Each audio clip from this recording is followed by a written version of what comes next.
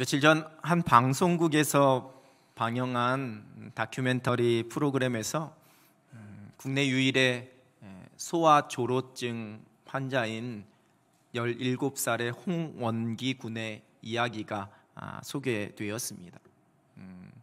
이 조로증 하나의 이 노화되는 속도는 일반적인 사람보다 7배나 빠르다고 합니다. 즉 10살이 되었을 때는 거의 70세가 된 것과 같은 그런 몸의 노화 현상이 일어나는 그런 희귀 질환입니다. 보통 태어난 지 1년 이후에 그 증상이 조금씩 보이기 시작하는데 탈모라든가 피부가 급속하게 노화가 된다든가 아니면 고령자에게 나타나는 질환, 특히 중증 심장, 심혈관 질환을 일으켜서 대부분 환자들이 안타깝게도 15세 이전에 사망한다고 합니다. 이러한 조로증은 라민 A라고 부르는 유전자의 희귀한 돌연변이로 인해 그 돌연변이가 우리 인체 내에서 독성 단백질을 생성해내고 그것이 막 인체 내에 증가되면서 급속하게 노화 과정을 유발하기 때문이다라고 학자들은 설명하고 있습니다. 아직까지 치료제가 개발되지 못했습니다. 이 방송에서는 이러한 유전적 희귀 질환의 치료 방법으로 연구되고 있는, 그리고 지금은 아주 빠른 속도로 발전하고 있는 이 줄기세포 연구와 유전자 편집 기술을 소개하는 그런 방송이었습니다. 그런데 이 방송의 제목이 인간 신에게 도전하다 였습니다. 사실 이 줄기세포 연구를 신앙적으로 어떻게 받아들이고 신학적으로 어떻게 해석할 것인가의 문제는 오래전부터 논란이 되어 왔습니다. 신학에서는 특별히 기독교 윤리학에서 많이 다루고 있는데요. 이것이 희귀성 난치 질환의 치료 목적에서 연구되는 그 연구에 대해서는 아주 신중하고 조심스러운 해석이 필요합니다. 그러나 소위 이 인간 복제라는 이 생명 윤리를 넘어서는 연구에 대해서, 또한 이러한 연구가 어떤 기업체의 경제적 논리에 의해서 이루어지는 것에 대해서는 많은 신학자들이 우려의 목소리를 내고 있습니다. 몇 년 전 연세대학교에서 생명과학을 연구하고 있는 2명의 과학자와 사회의 정책을 연구하고 있는 사회학자, 그리고 윤리학과 철학을 전공한 2명의 신학자, 이렇게 5명이 함께 모여서 토론을 하고 편집해서 낸 책이 있습니다. 이 책의 제목이 생명과학 신에게 도전하다라는 책입니다. 저 책의 대표 저자가 송기원이라서 제가 1부 때 송기원 집사님에게 물어봤더니 자신은 저런 책 쓴 적이 없다고 그러더라고요. 이 책의 첫 프롤로그의 소제목이 조물주와 맞짱 물음표입니다.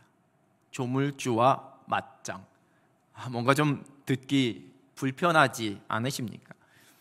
물론 책의 내용은요, 이 균형을 맞추려고 아주 애쓰고 있습니다. 이 생명과학과 생명윤리의 균형, 특별히 신학자들도 함께 이 토론에 참여했었기 때문에 그 생명윤리를 기반으로 한 과학기술에 대한 이 고민에 대해서 쭉 책이 쓰고 있습니다. 여러분, 이러한 최첨단 과학의 복잡하고 어려운 이론이나 차원이 아니더라도 이 세상을 살아가고 있는 저와 여러분에게는 끊임없이 찾아오는 그러한 도전이 있습니다. 그것은 곧 하늘의 시민권을 가지고 있는 저와 여러분이 지금 현재는 이 땅을 밟고 살아가고 있기 때문에 만나는 도전입니다. 세상의 가치관과 하나님의 말씀, 세상의 보편적인 방법과 하나님의 방법이 부딪히게 될 때, 때로는 세상의 풍조가 감히 하나님께 대한, 하나님의 전능하심과 하나님의 존재에 대한 도전처럼 보일 때에 우리 속에 일어나게 되는 갈등, 때로는 그 앞에서의 무감각이 있습니다. 그리고 이는 성경에 기록된 믿음의 사람들도 수없이 많이 경험했던 상황이었고, 또 오늘 우리가 본문에서 만나는 다윗도 그러합니다. 오늘 본문 말씀은 지난주에 함께 나눈 엔게디 광야 굴에서 있었던 일과 아주 비슷한 상황이 펼쳐지고 있습니다. 지난주 말씀에서는 다윗에게 있었던 그 믿음이 사울을 향한 자신의 감정을 내려놓을 수 있었고 하나님의 일하심을 기대하게 했다라는, 그래서 우리에게 있는 믿음이 여유를 갖게 한다라는 그 은혜를 함께 나누었습니다. 역시 본문에 펼쳐진 사건 속에서도 다윗은 여전히 그러한 믿음으로 말미암은 여유를 잃지 않고 있습니다. 자신의 옷자락만 베어간 다윗에게 막 울면서 자신의 잘못을 시인한 사울왕. 그러나 말씀드렸듯이 그렇다고 해서 그가 완전히 회심하고 돌이킨 것은 아니었습니다. 사람들이 흔히 이야기하죠. 사람 쉽게 절대로 변하지 않는다, 이렇게 이야기합니다. 정말 쉬운 일은 아닙니다. 자신의 의지와 어떤 결단만을 가지고 변화되는 것 결코 쉽지 않습니다. 성령께서 우리를 변화시켜야지만 우리가 변화될 수 있습니다. 십사람이 사울에게 다윗이 광야 앞 하길라 산에 숨어 있다, 이렇게 고합니다. 그러자 사울왕은 다윗을 잡기 위해서 다시 3,000명을 데리고 그 광야로 내려갑니다. 그리고 다윗이 숨어 있다라는 하길라산 그 길가에 진을 쳤습니다. 먼저 정탐꾼을 보냅니다. 그리고 상황을 다 파악합니다. 그리고 나서 직접 그곳에 이르러서 그 진영을 살펴보았습니다. 그 진영 한가운데 사울이 누워있고 백성이 그를 둘러있는 상황입니다. 이제 다윗은 자신의 조카이자 장수였던 아비새와 그 진영으로 내려갔습니다. 모든 사람들이 자고 있었습니다. 이런 군사적인 전문 지식이 없는 일반 사람들이 들어도 지금 이 상황이 말이 되지 않는 상황입니다. 왕을 모시고 출정한 군대가 한 사람의 경계병 불침번도 없이 자고 있었다라는 것, 있을 수가 없는 일입니다. 그러나 지난주에 함께 나누었던 것처럼 이 모든 것은 다윗과 사울 사이에서 지금도 일하고 계시는 하나님의 손길이었습니다. 그래서 본문 12절 하반절은 이렇게 기록합니다. 아무도 보거나 눈치채지 못하고 깨어있는 사람도 없었으니 이는 여호와께서 그들을 깊이 잠들게 하셨으므로 그들이 다 잠들어 있었기 때문이었더라. 이 상황 속에서 함께 갔던 아비새가 말합니다. 본문 8절을 새번역 성경은 이렇게 번역합니다. 아비새가 다윗에게 자청하였다. 하나님이 오늘 이 원수를 장군님의 손에 넘겨주셨습니다. 제가 그를 당장 창으로 찔러 땅바닥에 박아놓겠습니다. 2번 찌를 것도 없이 한 번이면 됩니다. 지난주 말씀에서 동굴에서 다윗에게 그 함께했던 부하들이 했었던 말과 똑같습니다. 하나님이 은혜로 이처럼 우리에게 좋은 상황을 펼쳐주셨습니다. 하나님이 그 원수를 우리에게 넘겨주신 겁니다. 그러니 제가 한 번에 끝내겠습니다. 그리고 이 말에 대한 다윗의 대답 9절입니다. 다윗이 아비새에게 이르되 죽이지 말라. 누구든지 손을 들어 여호와의 기름 부음 받는 자를 치면 죄가 없겠느냐 하고. 엔게디 동굴에서는 여호와의 기름 부음을 받은 사람을 치는 것은 여호와께서 금하시는 것이라 이렇게 말했습니다. 그리고 오늘 본문 11절에서도 여호와께 기름 부음 받은 자를 치는 것을 여호와께서 금하신다 이렇게 말하고 있습니다. 그러나 이 9절에서는 다윗이 더 강력한 표현을 사용하고 있습니다. 죄가 없겠느냐? 그것은 곧 죄라는 것, 여호와께서 금하시는 것을 행하는, 즉 여호와께 기름 부음 받은 자를 해야 하는 것은 곧 하나님 앞에 죄를 범하는 것이다라고 아주 분명하게 고백하고 있습니다. 지금 다윗이 사울을 죽이지 않는 것은 사울왕이 두렵기 때문이 결코 아니었습니다. 그렇다고 해서 이후에 펼쳐질 상황, 즉 자신이 반역을 일으킨 자로 몰리는 그 상황이 부담스러웠기 때문도 아니었습니다.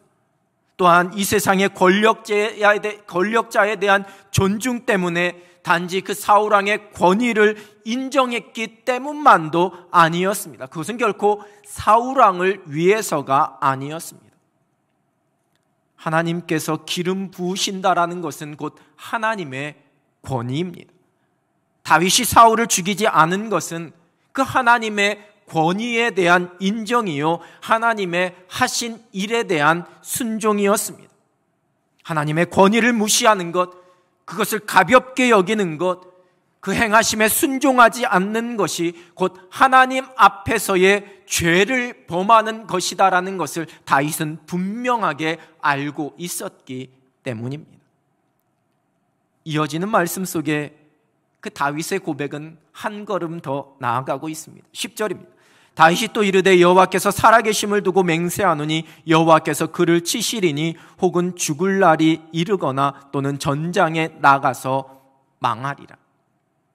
여호와께서 살아계심을 두고 맹세하노니, 이는 당시 사람들이 어떤 변치 않을 맹세를 하거나 아니면 아주 분명한 일, 확실한 일을 말할 때에 사용하는 그러한 표현이었습니다.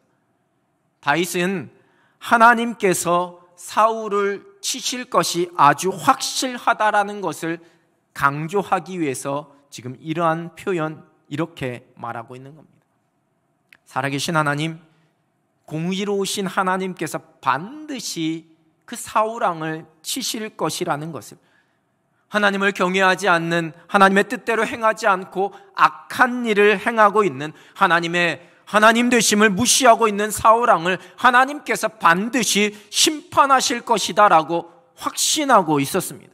그러나 결코 자신이 심판자가 될 수 없다라는 것을, 오직 하나님만이 그 모든 것을 하나님의 뜻과 그 방법대로 심판하시는 분이라는 것을 확신하며 고백하고 있는 겁니다. 다윗은 사울의 머리 곁에서 창과 물병만을 가지고 옵니다. 다시 한번 그 모든 문제를 해결할 수 있을 것 같은 그 눈앞에 펼쳐진 절호의 기회를 내려놨습니다. 하나님께서 원하시는 일이 아니었기 때문입니다.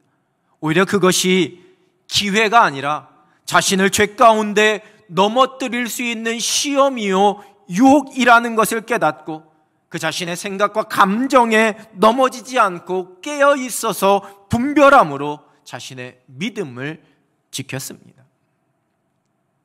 아주 오래전에 주찬양이라는 찬양 선교단이 발표한 전신갑주를 취하라라는 그 찬양 앨범이 있었습니다.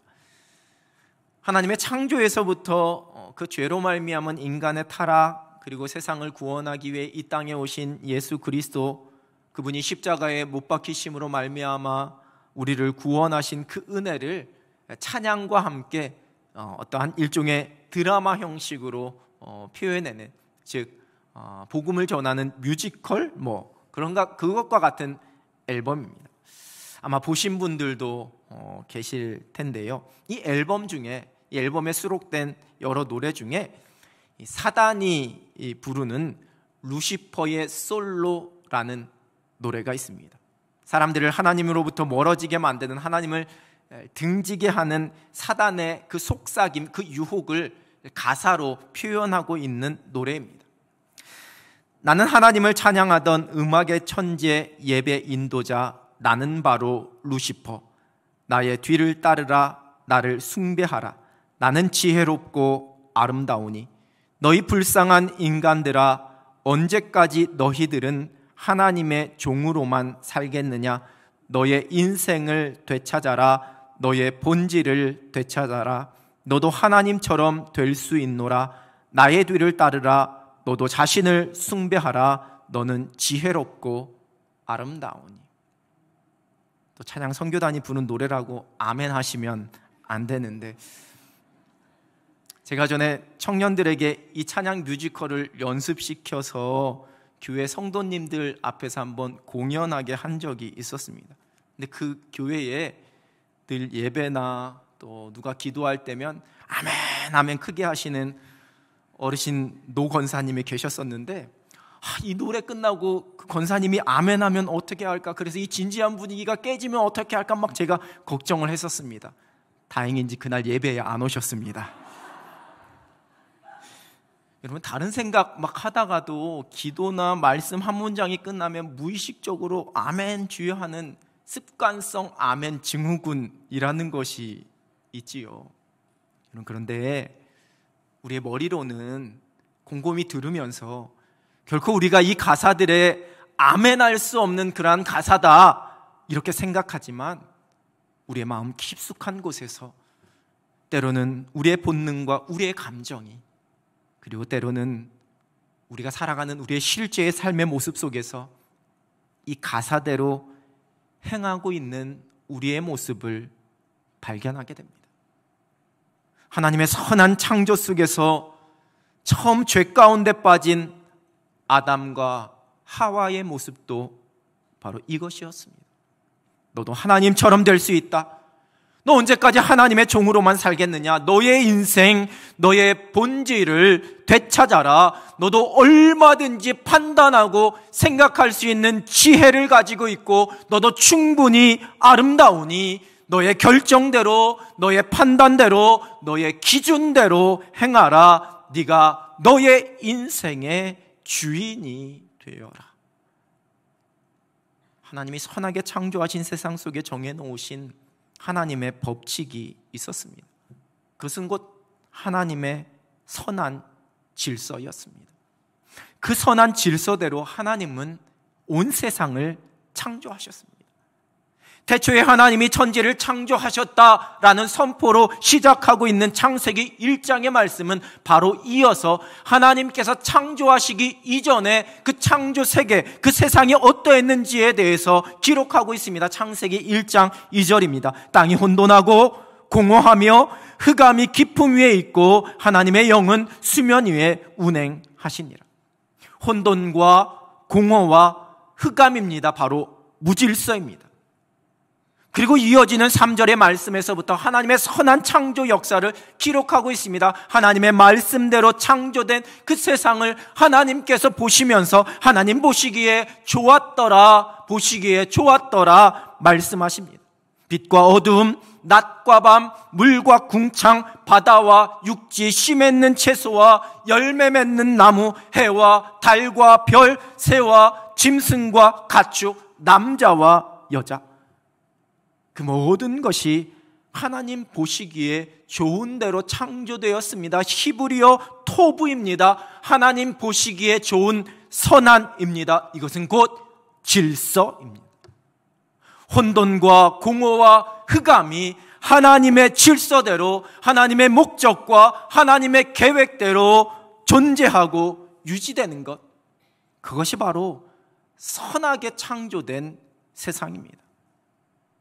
특별히 하나님의 형상대로 지음받은 사람에게는 이러한 하나님의 질서에 대한 아주 특별한 명령이 주어졌습니다. 창세기 1장 28절입니다. 하나님이 그들에게 복을 주시며 하나님이 그들에게 이르시되 생육하고 번성하여 땅에 충만하라. 땅을 정복하라. 바다의 물고기와 하늘의 새와 땅에 움직이는 모든 생물을 다스리라 하시니라. 여러분, 이 말씀 속에서 정복하고 다스린다라는 것은 곧 내 마음대로, 내 뜻대로 한다라는 그런 말씀이 아닙니다. 하나님의 선하신 질서 가운데 그 창조해 주신 온 세상을 그 질서대로 가꾸고 보존하며 살아가라라는, 그래서 그 안에서 생육하고 번성함의 기쁨과 창조된 세상의 그 아름다움을 마음껏 누리라는 축복의 말씀이자 또한 거룩한 사명의 말씀입니다. 창세기 2장 16절 17절입니다. 여호와 하나님이 그 사람에게 명하여 이르시되 동산 각종 나무의 열매는 내가 임의로 먹되 선악을 알게 하는 나무의 열매는 먹지 말라. 내가 먹는 날에는 반드시 죽으리라 하시니라. 이는 바로 하나님께서 세워놓으신 창조의 질서를 기억하고 지키라는 말씀입니다. 결코 이 말씀이 선악을 알게 하는 그 나무가 어떠한 효능이 있는지를 말씀하고 있는 것이 아닙니다. 창조주 되신 하나님과 피조물된 인간을 구분하시는 말씀이었습니다. 그것이 창조의 질서였습니다. 그런데 그 질서가 무너지게 됩니다. 창세기 3장 4절 5절입니다. 뱀이 여자에게 이르되 너희가 결코 죽지 아니하리라. 너희가 그것을 먹는 날에는 너희 눈이 밝아져 하나님과 같이 되어 선악을 알 줄 하나님이 아심이니라. 창조의 질서를 무너뜨리는 그 유혹 속에 아담과 하와가 넘어지게 되었습니다. 그 이후에 끊임없는 죄 가운데 죄를 사랑하고 그 죄를 즐기고 있는, 하나님으로부터 점점점 멀어져가는 죄인된 인간의 그 모습을 로마서 1장 28절은 이렇게 기록합니다. 또한 그들이 마음에 하나님 두기를 싫어하매 하나님께서 그들을 그 상실한 마음대로 내버려 두사 합당하지 못한 일을 하게 하셨으니, 하나님을 그 마음에 두기를 싫어합니다. 하나님을 인정하지 않는 겁니다. 하나님의 주인 되심을, 왕 되심을 인정하지 않는 겁니다. 하나님의 말씀을 부정하고 그 말씀을 무시합니다.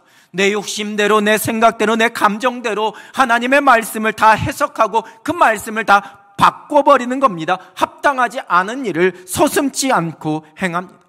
내가 곧 창조주가 되어서 하나님과 같이 되려는, 그래서 하나님이 없다라고 하는 겁니다. 내가 스스로 주인이 되는 겁니다. 창조주 하나님에 대한 도전입니다. 하나님의 뜻보다는 나의 소원, 나의 욕심, 나의 목적이 성취되는 것이 더 중요합니다. 내 생각이 말씀보다 중요합니다. 내 감정과 내 본능이 하나님의 뜻보다, 하늘의 질서보다 중요합니다. 사울왕은 하나님의 질서를 인정하지 않았습니다. 다윗이 자신의 뒤를 이어 왕이 될 것으로 정하신 하나님의 그 질서를 사울왕은 인정할 수가 없었습니다. 그래서 다윗을 죽이려 합니다. 다윗과 함께 그 사울의 진영에 내려간 아비새도 지금 이 전세를 뒤바꿀 이보다 더 좋은 기회는 없다라는 생각에 사울왕을 죽이려고 했습니다. 하나님의 뜻, 하늘의 질서는 전혀 안중에 없었습니다. 그러나 믿음의 사람 다윗은 하늘의 질서를 깨닫고 알고 있었던 사람이었습니다. 그 목적이 선하다고 해서 그 과정이 무시될 수는 없었습니다.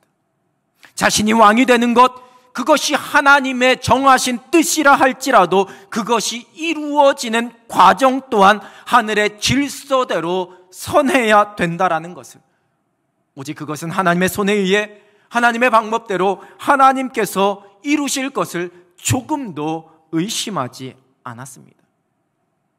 여러분, 물론 결코 이것이 쉽지 않습니다. 우리는 수많은 세상의 가치관과 대세와 그 문화의 영향력 속에서 살아갑니다. 우리 안에 있는 짧은 생각과 욕심과 우리의 감정이 하나님의 뜻이 무엇인지, 하늘의 질서가 무엇인지 분별하기 어렵게 만듭니다. 때로는 지금 다윗이 처한 그 환경과 상황처럼 이 모든 것이 하나님의 손길, 하나님의 일하심이라 말하면서, 그래서 소위 세상의 순리대로 그 순간 사울을 죽이면 될 것 같은 그러한 유혹이 우리 눈앞에 펼쳐질 때가 많습니다. 그래서 쉽지가 않습니다. 동성애를 옹호하는 사람들은 인권을 앞세우며 주장합니다. 마치 그 동성애의 합법화를 반대하는 사람들, 특별히 그리스도인들은 인권을 무시하는 사람들인 것 마냥 비난하고 비판합니다. 차별금지법을 반대하는 사람들은 마치 차별을 옹호하고 찬성하는 사람들인 것 마냥 그렇게 비난합니다. 그런데 결코 그렇지 않습니다. 그리스도인은 하나님의 형상대로 지음받은 한 사람 한 사람이 얼마나 존귀한지를 알고 있기 때문에 그 하나님의 사랑으로 모든 사람들을 사랑하고 그들을 긍휼히 여깁니다. 또한 그 사랑으로 세상의 어느 누구도 가지고 있는 어떠한 조건에 의해 차별받아서는 안 된다라는 것을 고백합니다. 여러분, 지나온 세상의 역사 속에서 인간의 악함과 인간의 욕심과 경제적인 논리 때문에 수많은 차별과 억압을 받는 그 사회 속에 십자가 복음이 선포되었을 때에 그 사회가 변화되었고 수많은 사람들이 그 차별로부터 자유함을 누렸습니다. 바로 우리나라도 그렇게 되었습니다. 또 여전히 복음으로 말미암아 그렇게 변화될 세상을 위해 지금도 우리는 기도하며 세상을 향해 그 복음의 사명을 감당하고 있습니다. 그러나 그 모든 것은 오직 창조의 질서, 하늘의 질서에 따라서 그 질서 속에 이루어져야 하는 일들입니다. 모든 것이 옳다라고 인정하는 것, 나와 다름을 무조건 존중하고 인정하는 것과는 차원이 다른 문제입니다. 하늘의 질서, 창조의 질서가 우리의 판단과 선택과 결정에 가장 중요한 기준입니다. 레위기 18장 4절 5절입니다. 너희는 내 법도를 따르며 내 규례를 지켜 그대로 행하라. 나는 너희의 하나님 여호와이니라. 너희는 내 규례와 법도를 지키라. 사람이 이를 행하면 그로 말미암아 살리라. 나는 여호와이니라. 속박과 억압의 노예였던 이스라엘 백성들이 출애굽함으로써 그들에게 자유가 주어졌습니다. 여러분, 하나님께서 그들을 구원하시고 그들에게 이러한 자유를 주신 이유는 그들이 하나님의 백성답게 살아가고 그들을 하나님의 백성으로 온전히 세우시기 위함이었습니다. 그래서 말씀하십니다. 내 법도를 따르며 내 규례를 지켜 행하라. 그로 말미암아 살리라. 하늘의 질서입니다. 자유를 얻었으니 네 마음대로 해라, 네 감정대로 해라, 네 욕심대로 해라 말씀하지 않으셨습니다. 내 법도와 내 규례를 따르라 말씀하셨습니다. 하나님의 백성들, 하나님의 자녀들이 구원의 은혜, 우리 주님 안에 있는 참 자유를 누리는 길은 하늘의 질서대로 살아가는 겁니다. 예수님을 잡으러 온 군사들을 향해 베드로는 칼을 빼어들었습니다. 그리고 대제사장의 한 종의 귀를 베어버렸습니다. 예수님께서는 그러한 베드로를 꾸짖으셨습니다. 예수님을 지키려는 자신의 충심, 그 자신의 사랑을 예수님이 몰라주시는 것 같아서 베드로가 서운하지 않았을까요? 베드로가 생각하기에 자신이 그 상황에서 할 수 있는 최선의 방법 무엇이라도 한번 해봐야지만 된다라고 아마 베드로는 생각했을 겁니다. 예수님께서는 베드로에게 칼을 도로 칼집에 꽂으라. 칼을 가지고 있는 자는 다 칼로 망한다 말씀하셨습니다. 그리고 누가복음 22장 51절 이렇게 기록합니다. 예수께서 일러 이르시되 이것까지 참으라 하시고 그 귀를 만져 낫게 하시더라. 하늘의 질서가 있었습니다.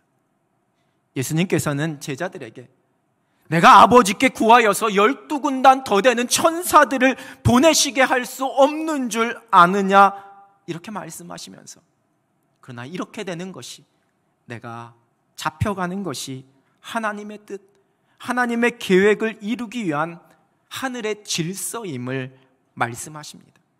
마태복음 26장 56절 상반절입니다. 그러나 이렇게 된 것은 다 선지자들의 글을 이루려 함이니라. 성육신 하셔서 이 땅에 오시고 그 고난의 십자가를 지신 우리 예수님께서는 우리에게 하늘의 질서대로 행하신 완전한 순종을 보여주셨습니다. 하늘의 질서에서 벗어난 여러분의 삶의 영역이 있지는 않으신지요? 눈앞에 보이는 나의 유익을 위해서, 내 속에 있는 내 욕심을 채우고 내 목적을 달성하기 위해서 하늘의 질서가 아니라 세상의 질서에 따라 생각하고 결정하고 행하고 있는 그러한 모습이 있지는 않으신지요?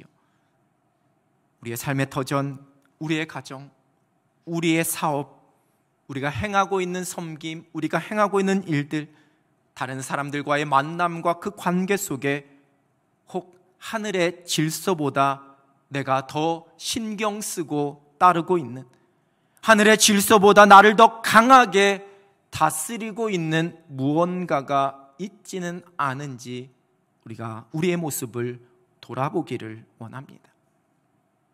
무방비 상태의 사울이 그 다윗의 눈앞에 있는 것은 다윗에게 주어진 일종의 유혹과 시험이었습니다.